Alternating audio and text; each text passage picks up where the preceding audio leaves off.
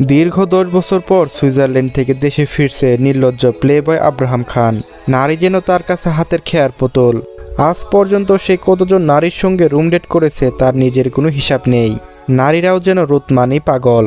এর পেছনে দুটি কারণ রয়েছে। এক, রোদ দেখতে এতই আকর্ষণীয় যে একবার দেখলেই মেয়েরা অন্য কারোর দিকে তাকাতে চায় না। দুই, রোদের পরিবার যেমন কোটিপতি তেমন রোদও। রোদ নিজে একজন টপ বিখ্যাত বিজনেসম্যান, যার কঠিন চরিত্র ও কঠোর নিয়ম সবাইকে কাঁপিয়ে রাখে। সুইজারল্যান্ডে আব্রাহাম খান নামে ইতিমধ্যে বিখ্যাত হয়ে গেছে। এখন আব্রাহাম রৌদ্র খান সুইজারল্যান্ডের নাগরিক, সাথে একজন বড় বিখ্যাত বিজনেসম্যান। আব্রাহাম খান যেমন বিজনেসের নাম করা একজন টপ বিজনেসম্যান, তেমনি প্লেবয় নামেও কুখ্যাত। তার জীবনে দুই দিকে একরকম উন্মাদ। একদিকে ব্যবসা জগতে কোটিপতি হিসেবে শীর্ষে থাকা, আর অন্যদিকে নারীদের জীবনকে খেলাধুলার মতো উপভোগ করা। খানবাড়িতে যেন উৎসবের আয়োজন চলছে। কতদিন পর খানবাড়ি বড় উত্তরাধিকারী বাড়িতে আসছে। সবার মনে যেন একই আনন্দ, কিন্তু এত আনন্দের মাঝেও শুধু একজনের মনে আনন্দ নেই, আর সেই হলো খানবাড়ি মেজ ছেলের মেয়ে তাবাসসুম ফিহা তোরা। ছোট সময়ে রোদের সাথে ধাক্কা লাগায় কি থাপ্পড়টা না দিয়েছিল, একদম দাঁত নড়ে গিয়েছিল। আজ সেই দাঁত নড়ার ব্যথা যেন জাগ্রত হচ্ছে এমন মনে হচ্ছে। তাবাসসুম মনে মনে ঠিক করে নিয়েছে রোদ বাড়িতে আসলে রুম থেকে বের হবেই না।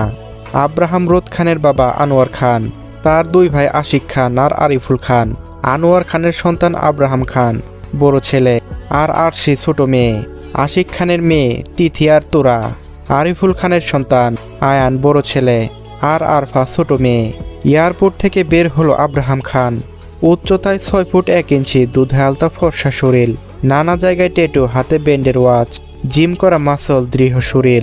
পরনে সাদা শার্ট, নীল জিন্স, কালো জ্যাকেট, চোখে সানগ্লাস, রৌদ্র জ্যাকেট কাঁধে ঝুলিয়ে বা হাত দিয়ে সুটকেস ধরে এয়ারপোর্ট থেকে বের হলো।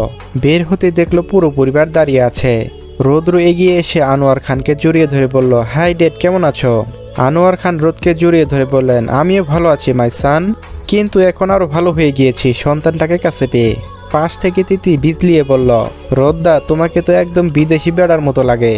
বাংলাদেশে আসার আগে একবার বাঙালি হয়েও তো আসতে পারতে। যেমন ধরো ধুতি লুঙ্গি। বাকিটুকু বলতে পারলো না। রোদ থামিয়ে তিথির কান মুচড়ে ধরে বলল, আর সাথে তোর কানটা মুচকানো দরকার। তিথি কান ছাড়াতে ছাড়াতে বলল, আহ রোদদা, লাগছে, ছাড়ো বলছি। সকলেই দুজনের কাণ্ড দেখে হেসে উঠল। রোদ সবার সাথে কথা বলল, তারপর নিজেই একান্ত প্রাইভেট কারে চলে গেল। কিছু দূর আসার পর কাউকে ফোন করলো। ফোনের ওপাশ থেকে মেইলি কণ্ঠ ভেসে এলো, hello baby, how are you? Hey baby, I am বাংলাদেশে। Really, let's meet later. আমি বাসায় যাচ্ছি। বাসায় গিয়ে মমের সঙ্গে দেখা করে আমি তোমার কাছে আসছি। B ready